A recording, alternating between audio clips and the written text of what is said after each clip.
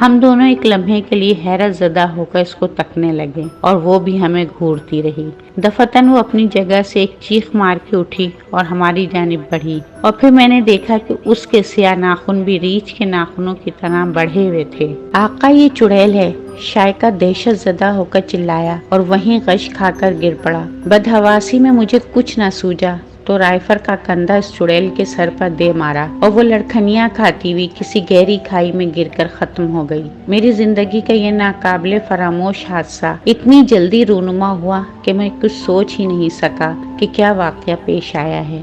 میرا جسم پسینے سے تر ہو چکا تھا اور ذہن بالکل معاف۔ تاریکی اب اس قدر بڑھ چکی تھی کہ 10 گز دور کی شے بھی دکھائی نہ دیتی تھی۔ اس ویران اور سنسان پہاڑی جنگل میں پھیلی ہوئی پراسرار خاموشی حد درجہ اذیت ناک تھی، جسے کبھی کبھی الو کی بھیانک چیخیں توڑنے کی کوشش کر رہی تھیں۔ میرے گھٹنے میں درد کی ٹیسیں پھر تیز ہو گئیں اور میں وہیں لیٹ گیا۔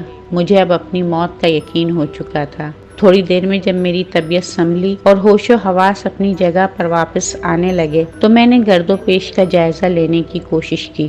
فضا میں ایک عجیب قسم کی ناگوار بدبو پھیلی ہوئی تھی، جیسے سڑے ہوئے گوشت کی ہوتی ہے۔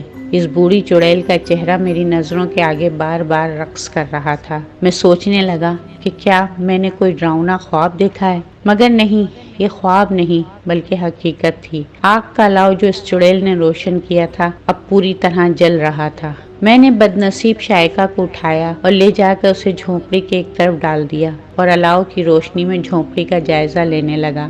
یہ جھونپڑی بالکل اسی طرز پر بنی ہوئی تھی جس طرز پر امریکہ کے ریڈ انڈینز اپنی جھونپڑیاں بناتے ہیں، یعنی گول اور اوپر سے مخروطی۔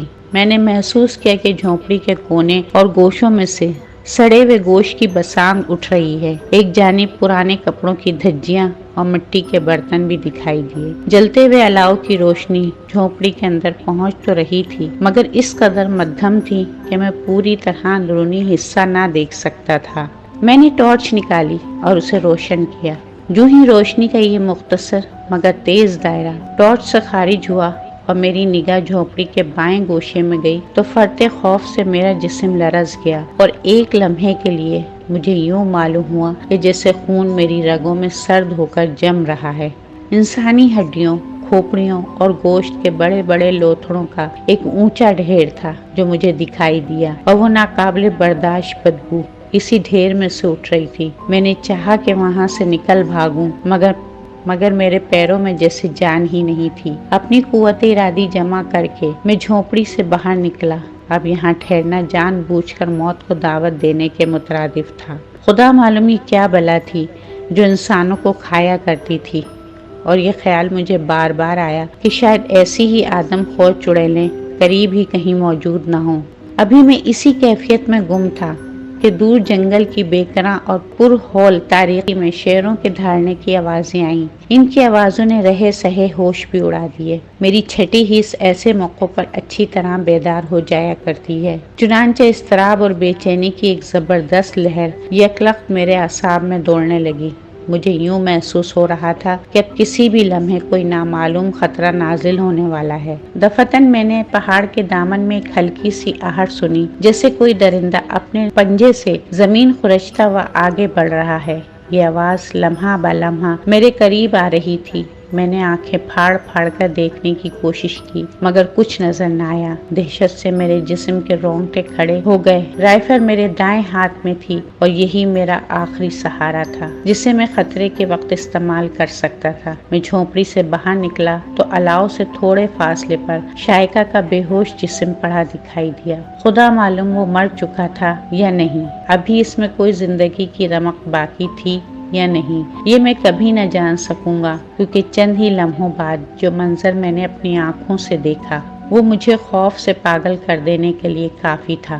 وہ پراسرار اور رونگٹے کھڑے کر دینے والی آواز دراصل کسی درندے کے قدموں کی نہ تھی، بلکہ بہت سے جنگلی انسانوں کی تھی جو پہاڑی پر چل رہے تھے۔ انہوں نے مجھے نہیں دیکھا مگر بلندی پر ہونے کے باعث میں انہیں دیکھ چکا تھا۔ میرے سامنے فرار کی ایک راہ تھی اور وہ یہ کہ میں جھوپڑی کی پشت پر ہو کر پہاڑی سے نیچے اتر جاؤں۔ ٹارچ میرے پاس تھی جس کی مدد سے راستہ تلاش کرنا کچھ مشکل نہ تھا، مگر جب میں ادھر آیا تو معلوم ہوا کہ پہاڑی کا یہ حصہ اس قدر دشوار اور عمودی ہے کہ قدم کی ایک لرزش مجھے تحت سورا میں پہنچا دینے کے لیے کافی ہوگی۔ جھونپڑی اب مجھ سے 20-25 گز کے فاصلے پر تھی اور میں جس جگہ کھڑا تھا وہاں اس قدر گھوپ اندھیرا تھا کہ ہاتھ کو ہاتھ سجائی نہ دیتا تھا، اس لیے میں وہیں پیٹ کے بل لیٹ گیا اور رائفل کا رخ جھونپڑی کی طرف کر کے انگلی ٹریگل پر رکھ دی۔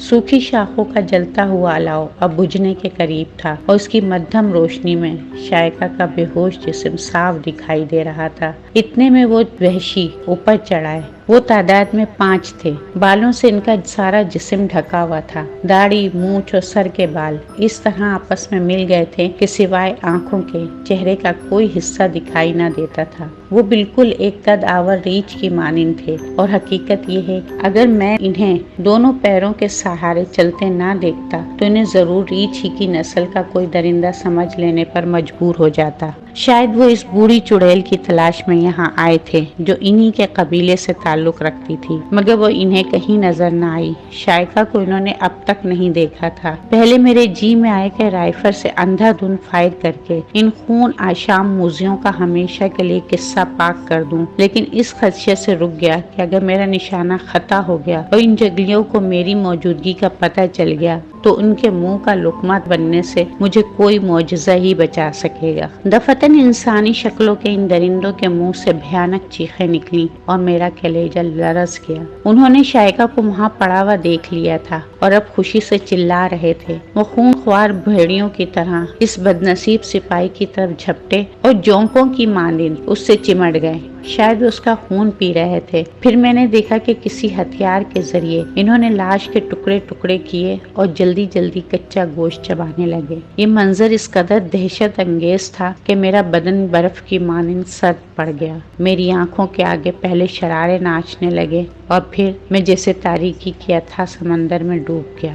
ڈاکٹر نے لارڈ بل کی یہ پراسرار داستان کچھ اس انداز سے سنائی کہ ایک مرتبہ تو دہشت کی لہر میرے جسم میں بھی دوڑ گئی۔ میں نے اس سے پوچھا، لارڈ بل اب کہاں ہے؟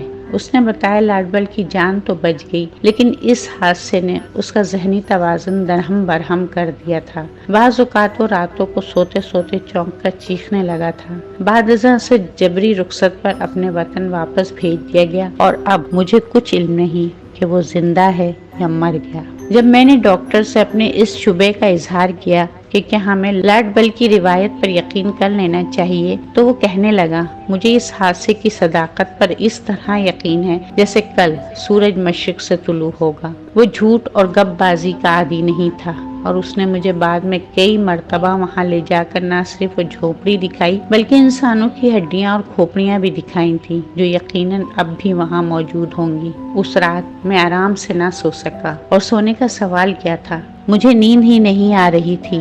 بار بار یہی خیال ذہن میں گردش کرتا تھا کہ کیا واقعی آدم خور انسانوں کی کوئی نسل ہے جو انائی کے جنگلوں میں بستی ہے یا محض لارڈ بل کے فریب و تخیل کی کرشمہ سازی ہے۔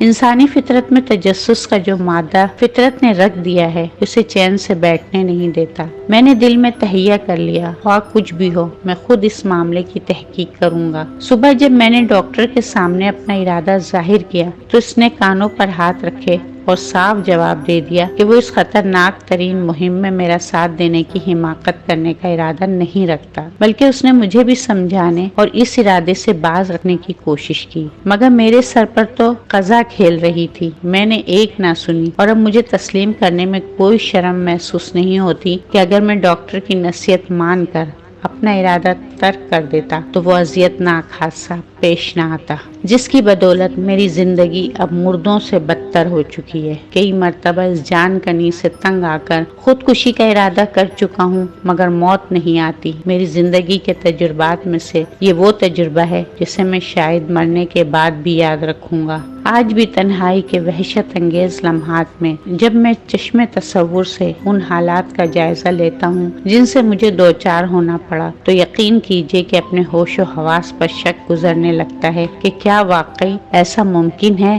آدم خور وحشیوں کو دیکھنے اور ان سے دو دو ہاتھ کرنے کا جنون مجھ پر اس شدت سے طاری ہوا کہ بیان سے باہر ہے۔ کوئی نادیدہ اور پراسرار قوت تھی جو مجھے شیروں کی وادی میں لے جا رہی تھی۔